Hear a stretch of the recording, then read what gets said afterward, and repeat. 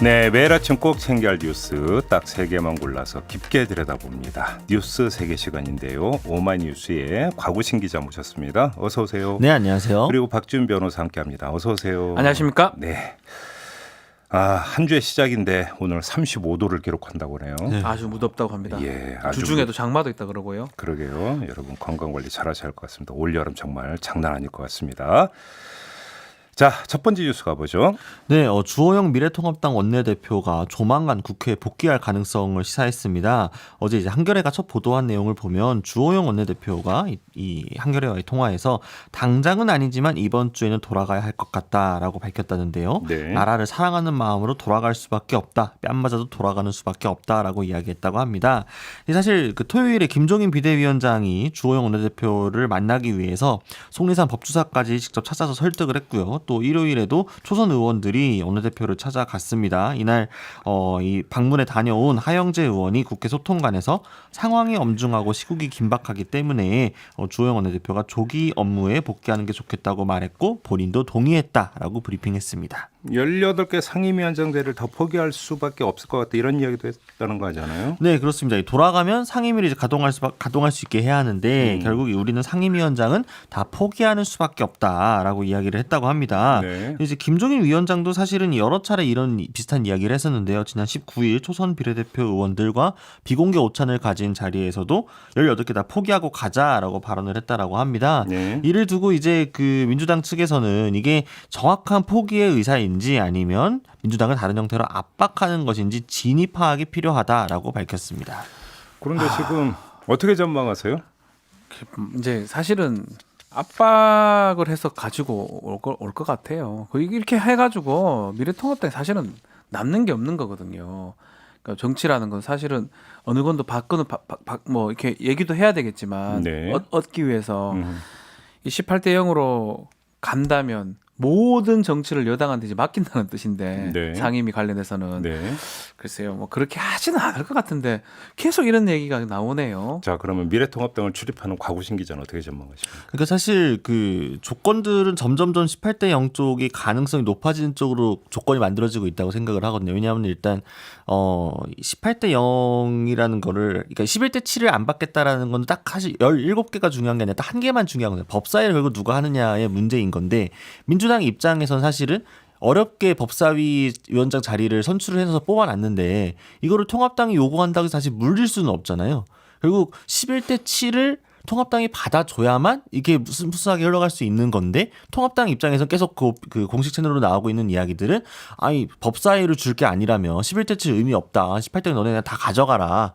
너네가 어렵게 다 가져가고 우리는 그냥 약자 코스프레 하겠다. 너희가 다 이번 정치 책임져라. 라는 식으로 이 전략을 짜고 있는 건데 그림을 만들어 보겠다. 물론 이것도 이제 공식적으로 이렇게 가겠다라고 결정난 건 아니지만 그런 그림을 한다 하더라도 결코 나쁘지 않다라는 이야기 계속 김정인 위원장도 하고 이제 주호영 원내대표도 따라 붙은 거기 때문에 민주당은 지금 지지자들이 눈에 불을 켜고 뒤에서 지켜보고 있잖아요. 민주당 입장에서 사실 18대 0을 부담스러워하는 기류가 계속 있어 왔지만 지금 이런 상황이 있음에도 불구하고 11대 7을 계속 어거지로 만들려고 하게 되면은 그거 자체를 과연 여론적으로 지지자들이나 국민들께서 보시고 용인할 수 있을까? 당장은 네. 18대 0이 된다 그러면 국민들이 봤을 때 이렇게 하는 게 맞지 틀리다 아니면 잘못됐다 얘기할 수 있지만 시간이 흐르면 그럼 다 기억하겠습니까? 그러니까 정치라는 걸 책임을 져야 되거든요, 어차피. 그렇다면 미래통합당은 얻는 게 하나도 없어요. 당장 그냥 말씀하신 약자 코스프레를 얘기하겠습니다. 당장 그 이득밖에 없고 나머지 뒷부분 2년간 뭐 아무것도 할 수 있는 게 없을 것 같은데 굳이 이걸 할지 저는 좀 의문이거든요. 그러니까 사실 좀 조율이 만약에 잘 된다라고 하면은 그러니까 전반기를 민주당이 법사위원장을 하면서 제도를 좀 개선을 해놓고 후반기에 뭐 넘긴다. 그러려면 이걸 받아야죠. 그러니까 이제 좀 이 사실 아직까지 협상의 문은 열려 있고 정치라는 게 이제 가능성의 공간이다 보니 어떻게 이야기를 하는지 달라질 수 있지만 이게 좀 분위기가 이게 조건이 잘 안 됐고 우리 좀 잘 한번 해봅시다라고 이야기하는 분위기가 아니다 보니 과연 그렇게 운영의 묘가 나오겠느냐라는 생각이 좀 들긴 합니다. 토론 더 하셔도 돼요. 아니요, 안 합니다. 네. 진행자께서 빨리. 저는 두 분이 주권이 너무 좋은데요. 월요일 아침에. 그렇지 않습니까? 근데 통합당 내에서 그러니까 그 엄밀히 말하면은 삼선 의원 이상들, 그러니까 상임위원장 자리를 할 수 있는 자리들이나 중진 의원들 중에서는 일부라도 우리가 가져와서 지키는 것이 낫다라는 여론들이 있지만 김종인 위원장과 초선 의원들은 사실은 18대 0으로 차라리 가버리자라고 하는 이쪽이 좀 더 강한 추세거든요. 물론 이제 주요 원내대표가 어떻게 협상안을 들고 와서 의원총회에서 정리되느냐가 중요하긴 하겠지만 일단 현재 구도상은 오히려 저희가 이 얘기를 처음 시작했을 때에 비해서 오히려 더 18대 0의 가능성이 조금 더 커지고 있지 않느냐. 그러게요. 네, 결국 그러니까 변수가 딱 하나 있다면 체계작구 심사권을 떼내서 별도 기구로 두는 네. 이런 지금 법 개정을 민주당이 추진을 계속하고 있다는 거 아니겠습니까? 네. 이걸 전제로 한다면 미래통합당 입장에서는 선택의 여지는 더 없어진다. 그렇죠. 그렇게 봐야 되는 거 아닐까요? 그렇죠. 예를 들어서 뭐 그러니까 11대 7로 나눈다 이런 거에 대해서 협상이 진행이 되고 있는데 다시 체계작구 심사권 법률 개정안이 발의가 되고 추진을 한다고 한다면 그러면 그 법사위원장 가져와도 소용이 없는 필요 없는 거거든요. 아니요, 그러니까요. 근데 문제는 여기서 그 미래통합당 같은 경우는 그거에 대해서 명백히 반대 입장을 계속 개진을 네. 해온 것 아니겠습니까? 이런 상태에서 배분 협상이 더 제대로 되겠느냐? 그렇죠. 이걸 좀 봐야 되는 거 아닐까 싶은 네, 생각이 그렇죠. 좀 듭니다. 네. 자, 다음 뉴스로 넘어가죠. 네, 미래통합당이 검찰총장에 대한 법무부 장관의 수사 지휘권을 폐지하는 법안을 추진하고 있다고 합니다. 중앙일보 등이 처음 보도를 했는데요. 최근 이제 여권을 중심으로 윤석열 검찰총장의 사퇴 목소리가 높은 가운데 통합당이 윤석열 지키기에 나서는 모양새입니다. 일단 조수진 통합당 의원이 최근 추미애 법무부 장관이 윤석열 총장에게 개별 사건을 지휘하려고 해 검찰의 중립성이 훼손당하고 있다라면서 이 검찰청법에 명시된 장관의 검찰총장 지휘 근거를 폐지하는 개정안을 대표 발의할 계획이라고 했습니다. 네. 해당 법안에는 이제 뭐 강대식, 김도읍, 김웅 등 55명의 통합당 의원이 이름을 올렸다라고 하는데요. 네. 이제 현행 검찰청법에는 법무부 장관이 일반적으로 검사를 지휘 감독하고 구체적 사건에 대해서는 검찰총장만을 지휘 감독한다고 규정이 되어 있는데 네. 이 부분을 검찰총장을 일반적으로 지휘 감독하고 구체적 사건에는 관여할 수 없다 이렇게 바꾸겠다라는 게 개정안의 골자입니다. 네. 근데 지금 그 민주당의 김남국 의원은 또 뭔가 반박을 했다면서요. 그렇죠. 아주 기본적인 헌법적 얘기입니다. 민주적 정당성이라고 표현하거든요. 누가 선출을 하느냐. 정당성은 1차적으로 가지는 가장 정당성이 많은 사람이 대통령입니다. 국민 직접 뽑죠. 그렇죠. 국회의원도 마찬가지고요. 예. 지방자치단체장도 마찬가지인데 검찰총장은 아무도 뽑지 않아요. 대통령이 뽑아서 대통령이 임명하는 사람이거든요. 정당성의 사슬이 상당히 뒤에가 있습니다. 그런 사람을 통제하기 위해서는 중간에 법무부 장관을 두는 거고 그래서 2차적 정당성이라고 표현하는데 그걸 직접 선출한 사람도 아닌데 선출한 것처럼 이렇게 하는 거는 맞지 않다라는 게 김남국 변호사의 김남국 의원의 주장입니다. 그러니까 이제 이게 이제 그 이 법률 개정안 자체가 헌법의 취지에 위배된다. 맞지 않다라는 거죠. 네, 예. 변호사로서 이제 그럼 어떻게 생각하세요? 그 헌법이 공부한 그대로입니다. 그래요?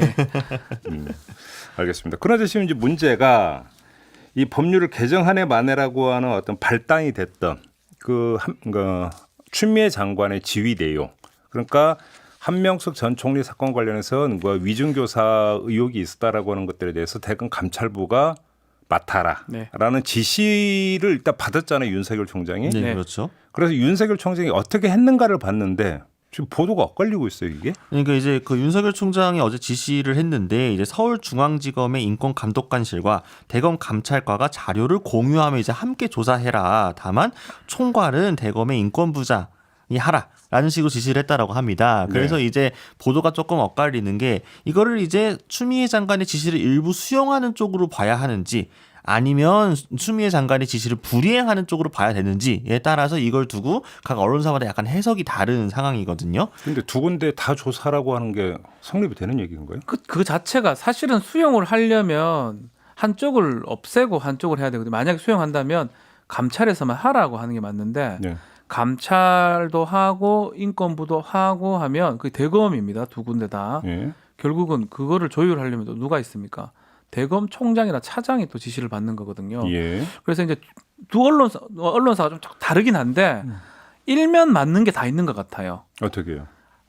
받아들이는 모양새는 감찰도 하라는 게 받아들이는 모양새지만 예. 궁극적으로 그게 결론이 반대로 나거나 조정이 안 된다 그러면 조정의 주체는 검찰총장이 될 수밖에 없는 거거든요. 또 그 부분을 또 초점 맞춘 언론사들도 있습니다. 네. 그래서 결국은 저는 반반이라고 봅니다. 받은 것도 아니고 안 받은 것도 아니고.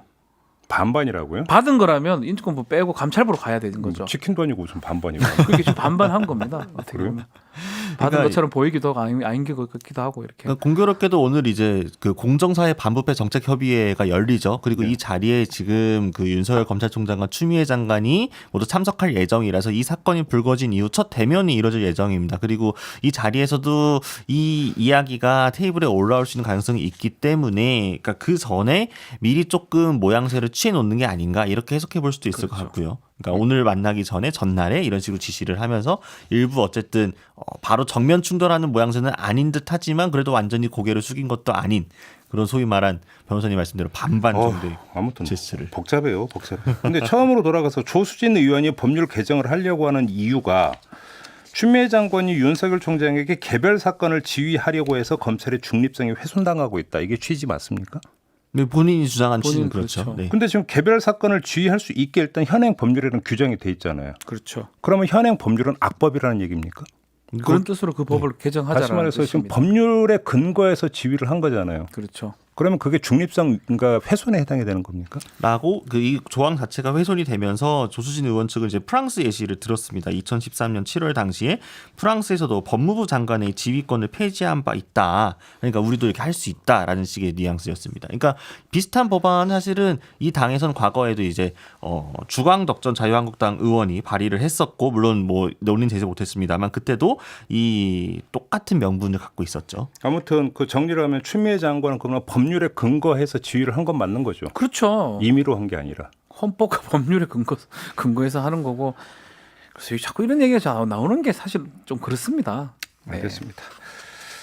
자, 아무튼 논란이 또 거세지고 있습니다. 저희도 여러 차례 다뤄야 될 것 같다는 예감이 확 오네요. 네. 자, 마지막 뉴스로 넘어가죠. 네, 한국경제가 지난 20일 보도를 통해서 환경부 정책을 비판한 내용이 계속 화제 중입니다. 이 환경경제가 묵고 말인 세계 최초 금지 라면 맥주값 줄줄이 오를 판이라는 제목의 기사를 내보냈는데요. 네. 이 기사에 따르면 환경부가 유통과 식품업계 등의 이 재포장 금지법 가이드라인을 제시를 했는데 네. 그러니까 식품업계 묵고 할인 경쟁이 치열하다 보니 이를 다시 묶을 때 사용하는 접착제와 플라스틱 또는 포장 박스가 과도하게 쓰이고 있다라는 거였습니다. 네. 근데 그러면서 묶음 이 판매는 가능하지만 묶음 할인 판매는 금지된다는 게 보도의 요지였습니다. 잠깐 뭔 말이에요? 묶음 판매는 되는데 묶음 할인 판매는 안 된다. 그러니까 이제 예를 들면 소위 말하는 1+1 아니면은 뭘 사면 증정 상품을 딸려주는 식의 이제 할인 판매들이 많이 있잖아요. 식용유 사면 키친타올로 하나 묶어줘. 제가 정말 좋아하는 네. 건데 그걸 못하게 합니다. 그러니까 이제 그거를 같이 가게 되면은 보통 다시 테이프로 붙여놓거나 그렇죠. 비닐로 한번 더 싸거나 이런 식으로 그걸 포장을 하잖아요. 네. 이 포장에 쓰레기가 많이 나온 이 포장을 하지 마라. 아니 그건 알겠는데 네. 근데 묶음 판매는 되고 묶음 할인 판매는 안 된다는 게 무슨 말이냐고. 그러니까 이제 좀